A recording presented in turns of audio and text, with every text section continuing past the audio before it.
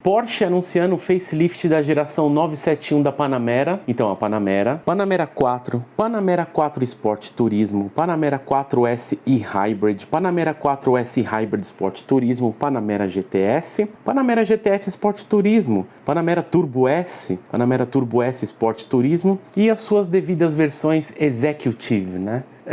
Vou começar primeiro pelo topo. Eu sempre gosto quando tem um lançamento assim e tem várias versões de um modelo, sempre o topo para ver aonde que o pessoal conseguiu chegar de potência, né? Então a primeira coisa eu fui lá de bate-ponto Panamera Turbo S, aí eu vi 630 cavalos. Aí eu falei, peraí, eu entrei no press release errado, acho que entrei da Turbo, né? Saí do press release, vi todos os lançamentos, eu falei, cadê o press release da Turbo? Aí, bom, voltei pro Turbo S, né? Aí eu vi lá um título do Turbo S, Porsche Panamera Turbo S 2021. Aí eu falei, olha, eles englobaram agora, né, não é mais e-hybrid, tipo, eles já determinam que o Turbo S vai ser e-hybrid, talvez porque no Mark II falam que vai vir o 911 Turbo S e-hybrid, não sei, vamos ver aí. Ai, mas assim, mesmo assim, a potência tá errada, o que tá acontecendo? Saí do press release, aí eu vi lá Panamera 4S hybrid. Falei, nossa, que estranho, tem uma coisa errada, né, porque teve um lançamento ao vivo, mas eu não acompanhei, né. Aí voltei, deixa eu entrar, vai. Entrei no press release da Panamera Turbo S, aí fui lendo lá, 630 cavalos, V8 4.0, ué, tem alguma coisa errada, aquilo não tá falando nada de sistema híbrido.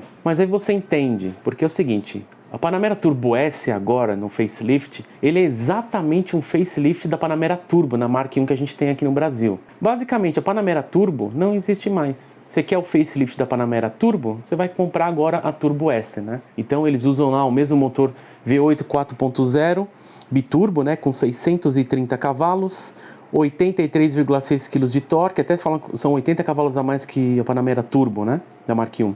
Câmbio dupla embreagem de 8 marchas, 0 a 100 em 3.1 e máxima de 315. O que me assusta é o 0 a 100 em 3.1, tá? Vamos lembrar que esse carro ele não é híbrido. Porque é o seguinte, a gente sempre comentava que a Panamera, carros híbridos de maneira geral, não falando a Panamera Turbo, eu ia falar Panamera Turbo S, mas carros de maneira geral, carros híbridos, eles são mais pesados quanto as baterias, né? Então você pensa, Panamera Turbo já é um monstro, a gente andou numa normanda ou numa mexida, né? O cara é um monstro, absurdo. Imagina a Panamera Turbo S. Então o problema é que tem um peso junto, a gente andou numa Panamera Turbo S preparada pela Pit Stop Shop, o que impressiona até o Launch Control, que é uma pancada assim da largada, que eu tava, eu, o Corne e o Nando tava dirigindo até no carro de cliente, ele tava dando uma volta pra testar e chamou a gente pra dar uma volta, e eu assustei assim, a pancada inicial, aquela pancada eu não senti em nenhum carro assim, talvez o mais próximo foi num Lancer Evolution 8 de 800 cavalos, que acho que eu falei, tinha câmbio sequencial, né, que aquele carro assim, você sai desnorteado, né, aí você fala, cara, por que o Porsche fez isso, né? Tirou o sistema híbrido. Aí depois você vai entender, que eu vou explicar mais pra frente, que vai ter um powertrain acima, né, disso tudo. Então o 0 a 100 3.1, num carro que é só a combustão, ele não tem, você tem noção disso? Porque é o seguinte, a Panamera Turbo no 0 a 100 no Mark I é 3.5, o que já impressiona pelo tamanho do carro, um carro de 2 toneladas, executivo, né, pra você levar a sua família e tal, até cadeirinha de criança que eu brinquei, né, que é uma Panamera dessa, você mata a criança, né, ela morre esmagada, né, mas esse carro é só combustão. Como que os caras conseguiram abaixar o 0 a 100 em meio segundo? Então na Mark I, o 0 a 100, 3.6. Agora na Mark II, sendo o Turbo S, né, a Mark II da Turbo, 3.1. Você tem noção disso? Já parou pra pensar nisso? Você olha concorrentes parecidos, como por exemplo a MG GT 63S, a 4-door, o 0 a 100 tipo é por aí, é 3.5, 3.6 também, algo próximo da Panamera Turbo. Porque chega um momento que você acha que é aerodinamicamente impossível. Primeiro por conta do peso e segundo pela tecnologia combustão. Mas aí você olha aquele drag race que teve recente na Carwall, até eu comentei com o Corne lá no Amigos por Carros na Cartigo, o absurdo que é o 911 Turbo S e o 992 junto da Taycan Turbo S. Aí você fala, assim, eu pelo menos quando eu falei, já te falo, a Taycan pula, Turbo busca e passa, né? Mas a minha surpresa foi o Turbo 911 Turbo S, né? Ter pulado junto, um pouco na frente e mantido. Cara, é aquelas coisas que você não imagina que seja possível, sabe, no motor a combustão, devido àquela sua eficiência energética de 20% e 30% no motor a combustão. Aí você pensa, você vai ver a tecnologia do sistema elétrico, 90% do aproveitamento da energia fornecida ali, né? Fora que o motor elétrico tem torque imediato o tempo todo, tocou no acelerador, você já gruda na hora e é insano, né? Então a gente tá vivendo tempos diferentes, sabe? Coisa que eu não achava que fosse possível. Ao mesmo tempo eu lamento, porque nesse momento de tecnologia a combustão, vindo com esse negócio de Euro 6, que eu não sei, eu ainda tenho questionamento sobre isso vai durar muito tempo, vai depender, que eu falo que tudo é questão, que eu leio, né, que eu estudo sobre, tudo esse negócio é tudo questão de geopolítica, né? Quem manda quem pode mais, sabe? Então, assim, quem impõe as coisas onde é produzido, até fala-se que a Mercedes está querendo tirar o centro dela lá da Alemanha de produção, porque está tendo tanta restrição. A Porsche mesmo abriu a bandeira aí falando que existe uma possível fraude dentro dos carros dela, que vai além dela, né? Questão do grupo Volkswagen de novo, lembra de Dieselgate, né? Mas aí você vai vendo as tecnologias ao longo do tempo, né? Que um certo momento, assim, que eu lembro, o Nissan GT-R e o R35, quando lançou, que é 2008 mais ou menos, 2009, o launch control dele era insano. Ele dava em todo mundo. Você podia ver 911 Turbo, podia ver 430. Logo depois, no facelift, o 2012, né, que é o clássico, aí, dava na 458, dava nas McLarens, dava nas Lamborghinis, dava em todo mundo. O pulo dele é um negócio inacreditável. Depois a gente vê uma McLaren, se eu não me engano foi na 650S. O launch control dela, assim, a mesma coisa. Pulava absurdo. Parecia que era um estilingue o carro no início, né? Aí foi mudando ao longo dos tempos. A Ferrari teve um momento também bom dela. E depois, assim, acho que o mais absurdo, um ponto de referência diferente assim, foi o Tesla, né? A Tesla veio muito forte assim com o Model S, né? O PCND aí. Você vê ela dando também carros de próprio americano de drag, Challenger, Hellcat, as Lamborghinis Aventador, nas Ferraris também. Por causa do torque elétrico, torque imediato, abria. Tipo, era vergonhoso para outros carros, né? E hoje você vê a Porsche chegando numa tecnologia que ela conseguiu, como que eu posso dizer, largar como um carro elétrico. 0 a 100 em 3.1, cara. Abaixaram meio segundo, tem noção disso? Então eu acho assim, muito legal, uma pena que eu acho que isso... Eu falo que eu acho que talvez esteja chegando ao fim, né? É uma pena. Eu espero que ainda dure esse tema de combustão. Eu sei que é um negócio de poluente e tal, mas o motor a combustão, a eficiência que os caras estão chegando assim, é inacreditável, porque eu achei que eu não fosse ver. Claro, você pensa assim, me fala um outro carro que larga tão bem quanto. Mas é diferente, né? Você pode pensar no Gemera, aquele com a Koenigsegg do Christian, né? Mas ali é um mega carro, um hiper carro. Ali o carro custa muito mais, você espera isso daquele carro. Aliás, você não espera menos dele. Acho que o 0 a 100, acho que não me engano, era 1.9, né? Então, ver isso aqui, tipo, ao mesmo tempo eu fico feliz de saber, falei, caramba, e não tem assistência elétrica. Como que pode, né? Vamos lá, algumas coisas a mais. A máxima de 315 por hora, pelo menos, né?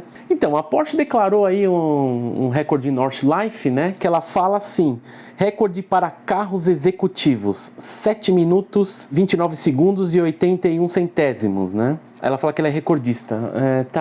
Alguém... Eu não sei, tem algumas montadoras que vivem num mundo paralelo, tem o seu momento de demência. Cadê a Four Door GT63S, que não é nem híbrida ainda? Ela é mais rápido. A Mercedes fala 7,25,41. E não adianta me falar assim, porcheiros de plantão que vai vir um...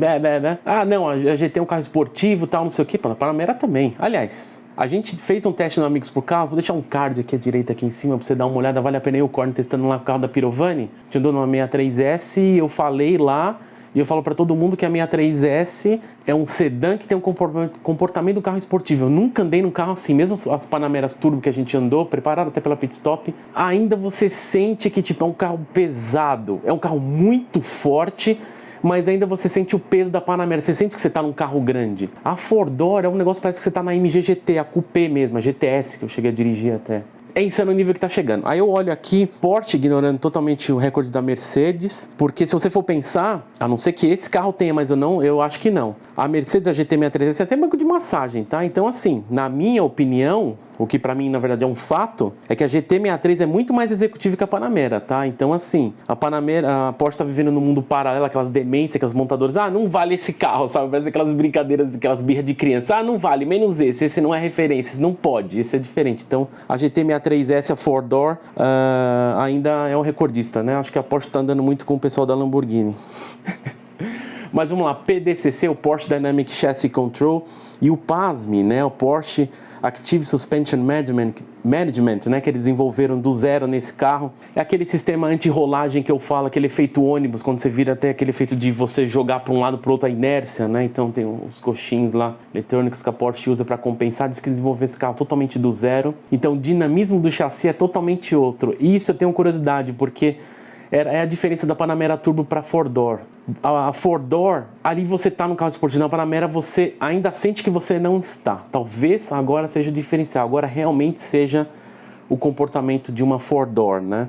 Até falam que trabalharam junto com o desenvolvimento de pneu também para fazer um carro bem perfeito para isso, né? Escape esportivo com abafadores, né? Que agora tem que ter o filtro de partículas, legislação, posicionados assimetricamente, isso até para realçar na cabine o ronco, né? Hoje não é segredo que muitas montadoras, a Porsche, se eu não me engano, já está fazendo isso. Ela reproduz o som do carro nos alto-falantes, né? Até porque esse negócio de eleição de ruídos, gases, provavelmente de ruídos nesse caso, né? Do Euro 6 e tudo mais. A BMW, que ela começou isso na M5 F10, né? Então tem um ruído lá pra te absorver que tá...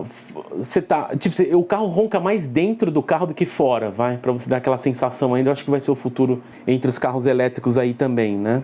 Freio de cerâmica de série. Aí você imagina, se esse carro é só combustão, imagina esse carro preparado, uma preparação pit stop shop, por exemplo. 630 cavalos, né? Já pensou nisso? Dá pra chegar o quê? Passar de 700 ou muito... Não, acho que passa de 700, né? Em estágio 2, talvez, vamos ver. E a outra coisa que eu ia falar, então não existe mais a versão turbo, né? Na Mark II. Tá rodando em Nordschleife, não era exatamente isso que eu esperava da Panamera nesse momento, apesar que assim, eu não esperava, mas é insano, principalmente o 0 a 100, o que mais impressionou de todo o press release, de todo da Panamera, anunciaram tudo, o 0 a 100, 3.1, mas assim, tem uma Panamera que tá andando em Nordschleife, que eles chamam de Panamera Lion, né, também tem uma Cayenne andando lá que chama de Cayenne Turbo GT, que é aí que a gente vai viver uma época bem próxima, que a gente vai ver os super sedãs e os super SUVs ter potência de hypercars da geração passada. Até vazou aí um print, me mandaram algumas vezes, várias pessoas me mandaram, de um perfil que o cara... Assim, eu acredito que seja verdade, de um print lá da Mercedes, com os futuros lançamentos delas, assim, até em dinamômetro, talvez os caras fazendo emissão de teste e tudo mais. Aí tem lá motor 73, 63, 63E e tal.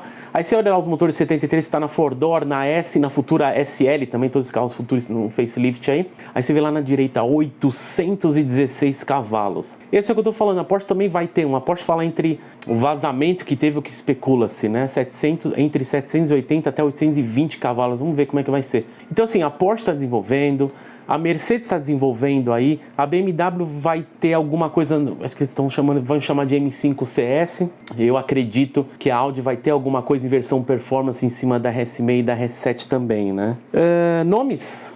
Não sei ainda, é um chute, né, que eu falei, eu brinquei até, eles estão chamando de Cayenne Turbo GT futuramente, né, seria legal ver Panamera Turbo GT, ou talvez vir agora chamar Turbo S, só que em Hybrid, então vai ter duas Panameras, Panamera Turbo S, Panamera Turbo S e Hybrid, vamos ver como é que vai ser, né. Outra aí, falando das outras versões um pouquinho aí, a Panamera GTS, V8 4.0, Twin Turbo, motor clássico vocês já conhecem, são 480 cavalos, até falar que é 20 cavalos a mais que a Mark I, 63.2 kg de torque, 0 a 100 3.9 e máxima de 290. Freio de carbono e cerâmica opcional e a versão GTS sempre tem os faróis mais escurecidos, né? Os faróis das lanternas lá. A Mark I a gente não teve aqui no Brasil, foi uma opção da Porsche do Brasil pelo que eu vi aí, provavelmente essa também não vai vir, né? Apesar que é curioso que eu ouvi que a Macan na versão GTS se dá bem aqui no Brasil, então eles devem trazer a Macan GTS ao invés da Macan Turbo nessa geração atual aí, né? Freio de cerâmica é opcional. Aí na versão abaixo disso que tem a híbrida, né? A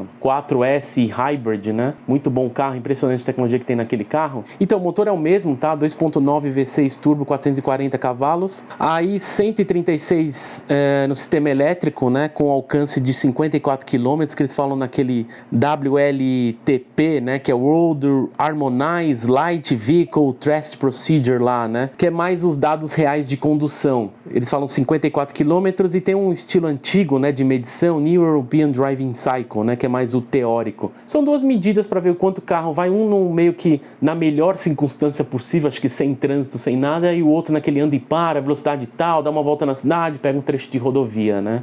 Aí o total do sistema inteiro são 560 cavalos, torque total 76.4 kg de torque, 0 a 100 3.7, máxima de 298. Eu fui dar uma olhada, todas as Panameras, fui dar uma olhada nos opcionais dela, eu vi lá uma e-Hybrid. Eu acredito que essa que a gente tem aqui no Brasil, a Mark I já tenha isso. Tem uma opção lá que chama Deletion of Acid Green Finished on Brake Calipers, sem custo.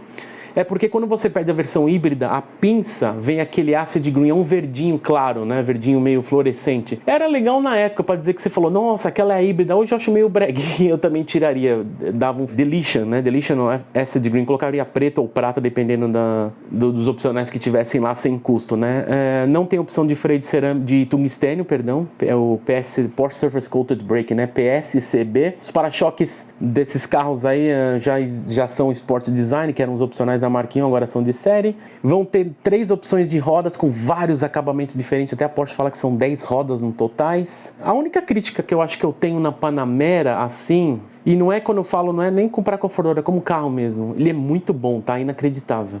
A única questão que eu acho que é o banco da Panamera, eu acho ele muito duro. A Mark I lá é um carro já mais duro, mas o banco é duro também. E quando eu falo duro, é duro pro padrão do carro, tá? Você pensa num carro executivo, num sedã de família, você sai, por exemplo, da Four Door, que é um carro mais firme, mas o banco é melhor. Você olha numa classe S, numa série 7, numa 8, é outro nível, tá? São carros muito mais confortáveis. Mas a minha grande questão sempre foi o banco da Panamera. Quando eu entrei assim, na nova, eu falei, nossa, que banco duro, velho.